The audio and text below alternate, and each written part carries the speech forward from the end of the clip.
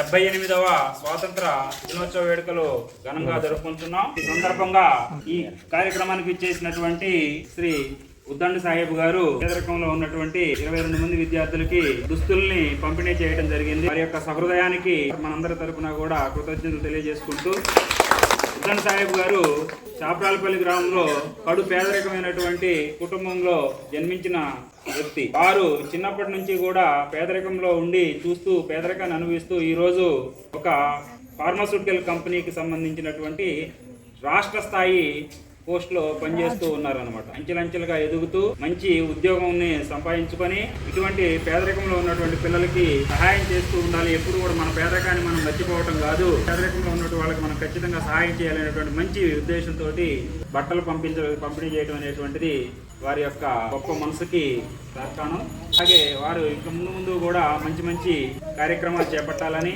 మన పాఠశాలకి రాబోయే రోజుల్లో కూడా ఇంకా మంచి ప్రోత్సాహాలు అందించాలని మన పాఠశాల అందరి తరపున కూడా కోరుకుంటూ వారికి మరొకసారి మరలా కృతజ్ఞతలు తెలియజేసుకుంటున్నాం. అలాగే ఈ కార్యక్రమం గురించి మన సహోపాధ్యాయ లక్ష్మణ్ గారు కూడా మాట్లాడతారు. శుభోదయం, అందరికీ స్వాతంత్ర దినోత్సవ శుభాకాంక్షలు. ఈరోజు కొంచెం ప్రత్యేకత ఏంటంటే ఉద్దండి సాహెబ్ గారు వచ్చి మన పిల్లలకి సహృదయంతో బట్టలు ఇచ్చి పండుగ వాతావరణాన్ని నెలకొల్పారు. దీనికోసం ఆయనకి ప్రత్యేకంగా కృతజ్ఞతలు తెలియజేస్తున్నాం. జై హింద్.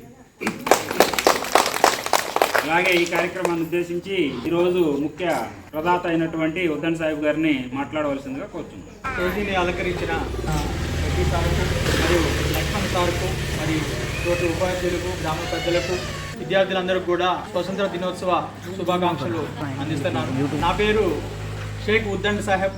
నేను మీకు దగ్గరలోనే చాపరాలపల్లి అనే ఒక చిన్న గ్రామంలో చాలా నిరుపేద కుటుంబంలో జన్మించాను. జెండా వందన కార్యక్రమం అంటే నాకు చాలా ఇష్టం. జెండా వందన కార్యక్రమం వస్తే మన స్వతంత్ర సమరయోధుల్ని, వాళ్ళు చేసిన త్యాగాలని గౌరవించుకుంటూ, గుర్తు చేసుకుంటూ, వాళ్ళ మార్గాల్లో నడిచే విధంగా మనందరం కూడా ఎంతో ఉత్సాహంగా జరుపుకుంటాం. చాలా సందర్భాల్లో చిన్నప్పుడు కొత్త బట్టలు వేసుకునే అవకాశం ఉండేది కాదు పేదరికం వల్ల. మా అమ్మగారు, మా నాన్నగారు చాలా కష్టపడుతూ కూలి పనులు చేస్తూ మమ్మల్ని చదివించారు. చదివే ఆయుధంగా నేను కష్టపడి చదువుకొని ఈరోజు ఉద్యోగాన్ని సంపాదించుకొని స్థిరపడ్డాను. మీ అందరికీ నేను చెప్పేది ఏంటంటే, పిల్లలకు, ఈ పిల్లల తల్లిదండ్రులకు నేను విన్నవించుకునేది ఏంటంటే, ఎట్టి పరిస్థితుల్లో కూడా చదువు అనేది ఒక గొప్ప ఆయుధం. మనలాంటి పేదవాళ్లకు చదువుని ఏమాత్రం కూడా ఆపమాకండి. ఎన్ని కష్టాలు వచ్చినా, మీరు ఎన్ని ఇబ్బందులు పడ్డా కానీ పిల్లల్ని చదివించండి. ఈ చదువుతో రేపొద్దున వాళ్ళు మంచి ఉద్యోగ అవకాశాలు పొంది తరతరాల నుంచి మిమ్మల్ని వేధిస్తున్న పేదరికాన్ని భూస్థాపితం చేస్తారు. అందుకే మీరు ఎన్ని కష్టాలు పడ్డా కానీ పిల్లల్ని మాత్రం వెనకడుగు వేయకుండా చదివించండి. ఇప్పుడు నిరుపేద కుటుంబంలో నిలబడ్డ ఈ పిల్లల్లో ఎంతోమంది రేపొద్దున హయ్యర్ అధికారులు అయ్యే అవకాశాలు ఉంటాయి. పెద్ద పెద్ద సాఫ్ట్వేర్లు, ఇంజనీర్లు, డాక్టర్సు, ఇంకా మరెన్నో ఉన్నతమైన అవకాశాలను పొంది ప్రయోజకులుగా జీవించే అవకాశం ఉంటుంది. తల్లిదండ్రులు పిల్లల్ని చదివించే మార్గంలో జీవించాలి.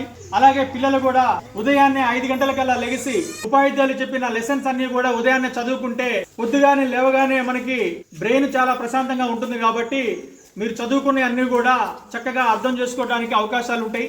తల్లిదండ్రులను పూజిస్తూ, గురువుల్ని గౌరవిస్తూ, పెద్దవాళ్ల మాటలు వింటూ క్రమశిక్షణతో చదువుకుంటే మీకు మంచి భవిష్యత్తు ఉంటుంది. నేను మళ్ళీ మీకోసం ఇంకా ఏదైనా సహాయం చేయాల్సి వస్తే మటుకి నా వైపు నుంచి తప్పకుండా ఉంటుంది. ఇటువంటి అనుభవం ఉన్న మంచి ఉపాధ్యాయులు మీకు చెప్పే అవకాశం దొరకటం నిజంగా దేవుడు ఇచ్చిన వరం ఇది. దీన్ని మీరు సద్వినియోగం చేసుకోండి. అపారమైన నాలెడ్జ్ ఉన్న గొప్ప ఉపాధ్యాయులు వీళ్ళ దగ్గర మీ విద్యాభ్యాసాన్ని మీరు ఎంతో డెవలప్ చేసుకోవడానికి అవకాశం ఉన్నది. నేను కలుస్తూనే ఉంటాను, ఇటు వస్తూనే ఉంటాను, సార్లతో ఒక టచ్లో ఉంటాను.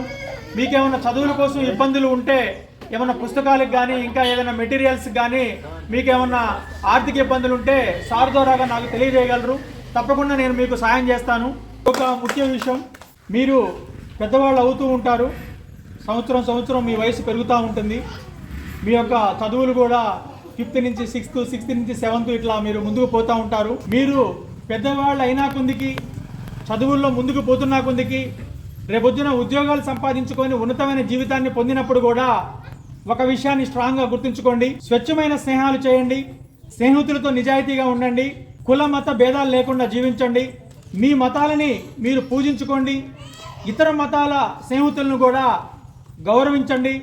వాళ్ళ మతాల్ని గౌరవించుకోండి, మీ మతాల్ని పూజించుకోండి. ఎటువంటి తారతమ్యాలు లేకుండా, ధనిక పేద అనే ఒక తేడాలు లేకుండా అందరూ కూడా జీవించగలిగితే తప్పకుండా మనం ఒక అద్భుతమైన భారతదేశాన్ని సృష్టించవచ్చు. భారతదేశంలో పుట్టినందుకు మనందరం కూడా గర్వపడాలి. అన్ని మతాల వారికి, అన్ని కులాల వారికి అమ్మ లాంటిది మన భారతదేశం. అమ్మ ప్రేమ ఎప్పుడూ కూడా సమానంగా ఉంటుంది. అందుకే జన్మనిచ్చిన తల్లితో మన దేశాన్ని పోలుస్తున్నాను. సో మీరందరూ కూడా మంచిగా ఆరోగ్యంగా జీవిస్తూ, ఆటలతో పాటలతో చదువుకుంటూ, పెద్దవాళ్ళని గౌరవిస్తూ, గురువులను పూజిస్తూ ఒక ఉన్నతమైన భవిష్యత్తు అందుకోవాలని మనస్ఫూర్తిగా కోరుకుంటున్నాను. అందరికీ కూడా ఆల్ ద బెస్ట్.